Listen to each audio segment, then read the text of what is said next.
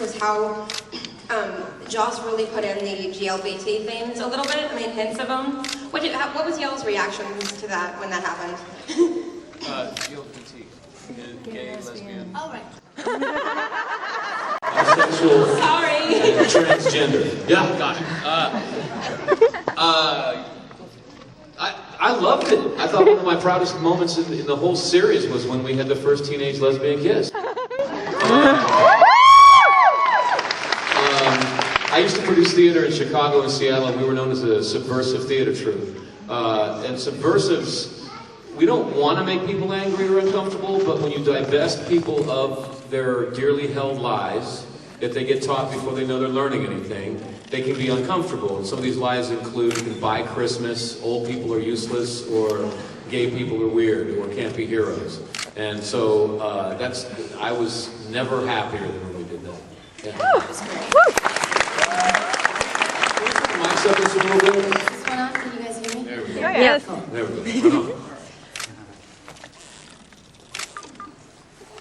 Right on. Question? He's coming. Just asked me to ask you, Juliet. Oh, shit, sorry. So, my question. The two of you, without a doubt, had some of the best lines ever written. I'm curious to know, how much input did you have in the creative process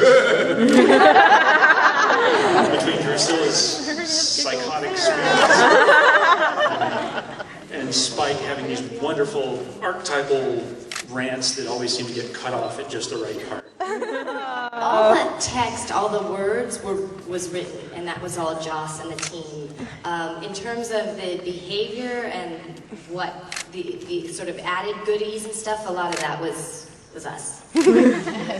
Joss, he was on. I was originally Juliet's boy toy. I was just kind of an ornament for her character. And Joss was really uncomfortable that people liked me. He used to come up to me all the time and said, "I don't care who you are, you're dead. You're dead, dead. It's your ball, dude, whatever." What I realized was, Juliet and I, we're from theater, and we pride ourselves in being able to take a phone book and make you laugh or cry, depending on what we want to do. So, whatever happened in the plot was up to Joss. He can make us do anything, but how you feel about us doing those things, that's up to us. Thank you.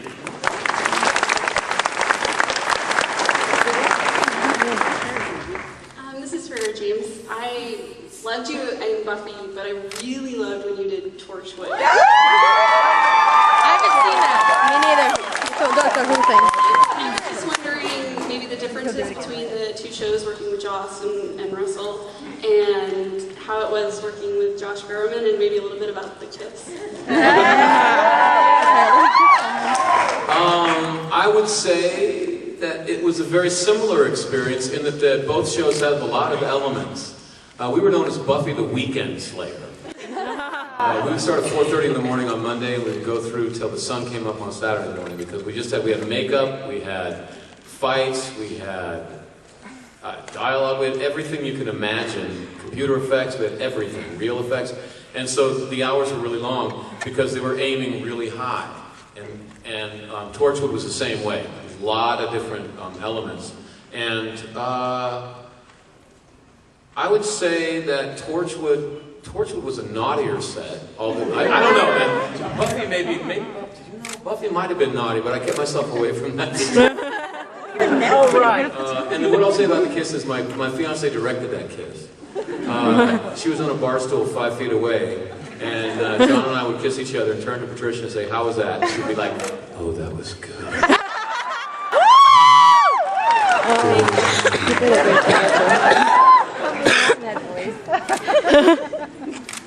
First off, I want to thank you both for the wonderful years of entertainment. Juliet, you're Drew, I love. In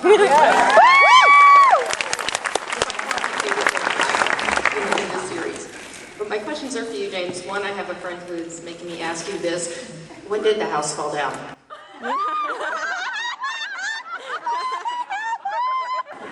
Right after we sent the stuntman to the hospital. Stuntman that took you know the gag where Spike kicks Buffy in the face, and there's a big chandelier.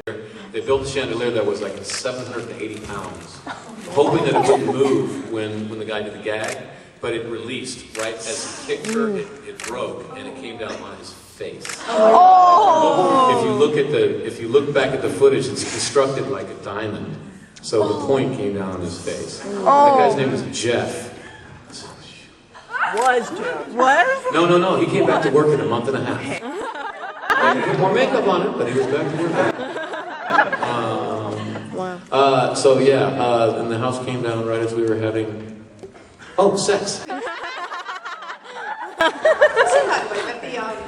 My actual question was, I watched the clip of the Ohio one, and I thought it was really cool when the girl brought in the guitar that you played the song, and I don't have that, but I do happen to have Nirvana's Smells Like Teen Spirit if you want to show off your new strip act. I'm sorry, do you have a guitar? No, I like the guitar at home, but I've got Nirvana. Oh, to sing along to Kurt Cobain? To do your new strip show. No.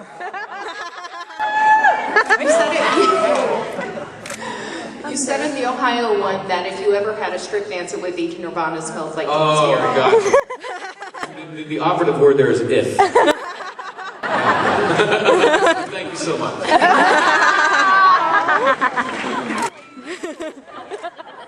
Juliet and James. I'm a whore!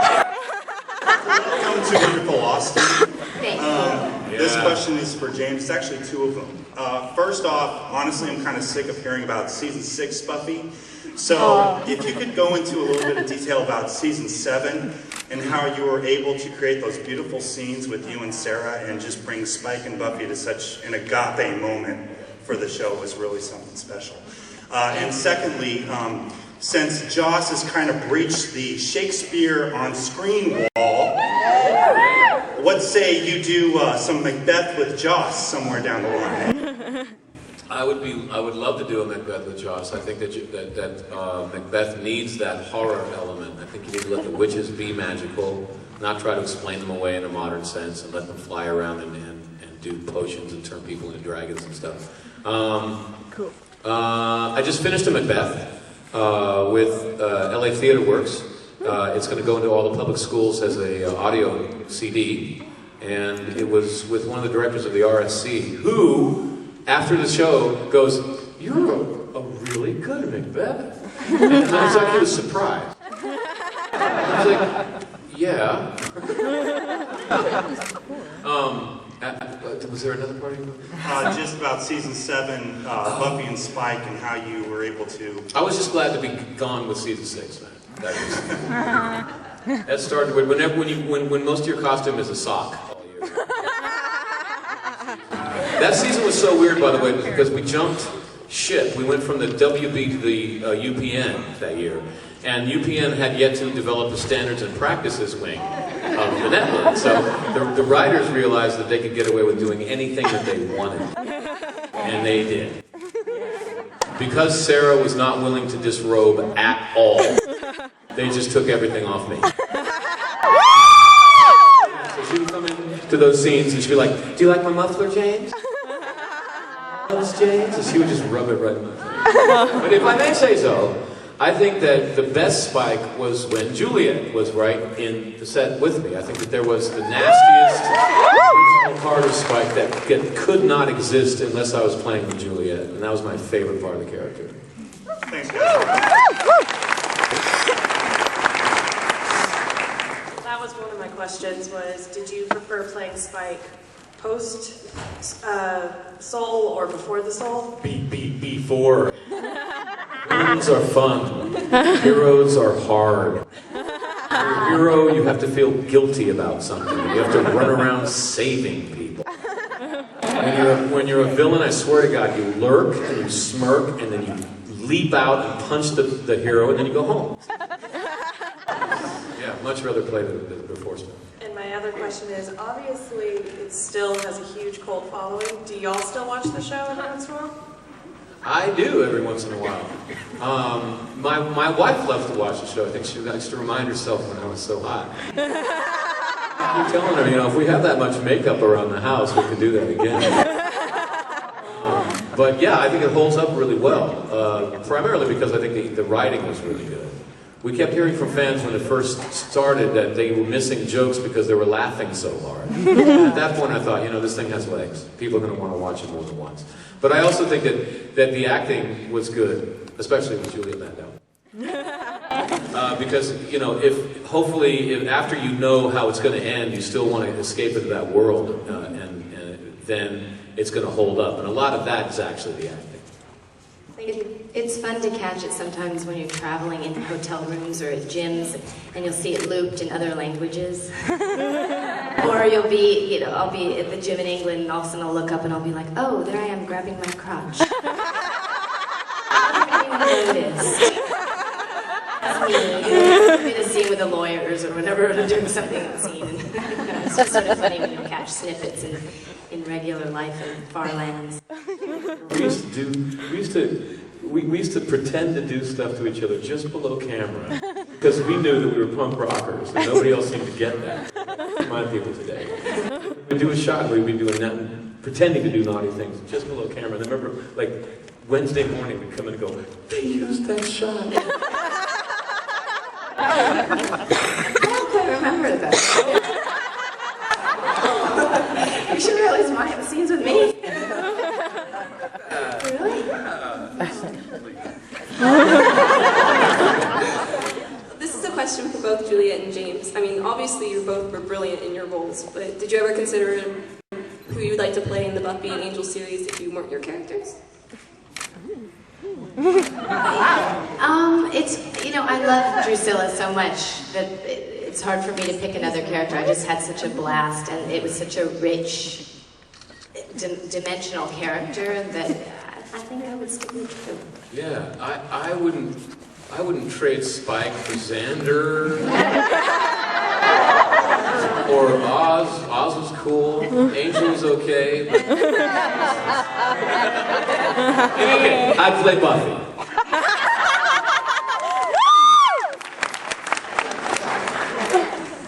And by the way, the movie is not written by Joss. Just a little caveat. And it's likely to be almost as good as the first movie. Speaking of trading Spike for Xander, at one point you had to wear a Hawaiian shirt. What you've had to do in the flashbacks? Are there any particular memorable moments, outfits, just sets, anything like that? Only that shirt almost got me fired. That was the point. I was brought onto the show to be the new Cordelia. It went on, seriously. Cordelia went on to Angel Stone, and they needed a character to come and say, Buffy, you're stupid, we're all going to die. And they tried to make me that character, but they couldn't figure out how to get me into the room because I burst in flames every time I tried, and the smoking blanket only works so many episodes. So I really thought, oh God, I'm about to be killed off, and they can't use me. And so I went through a period of being really defensive about them taking the character down. And when they gave me the Hawaiian shirt, I was not happy at all. This is the episode before I die. I came to work and I was quiet that day. I was just silent and to myself. And the director didn't notice that anything was wrong, but someone went to Joss and said, James is pitching a hissy fit. But Josh told me later that he almost fired me that day without even talking to me. He was gone. So I almost made it true, which it wasn't even true.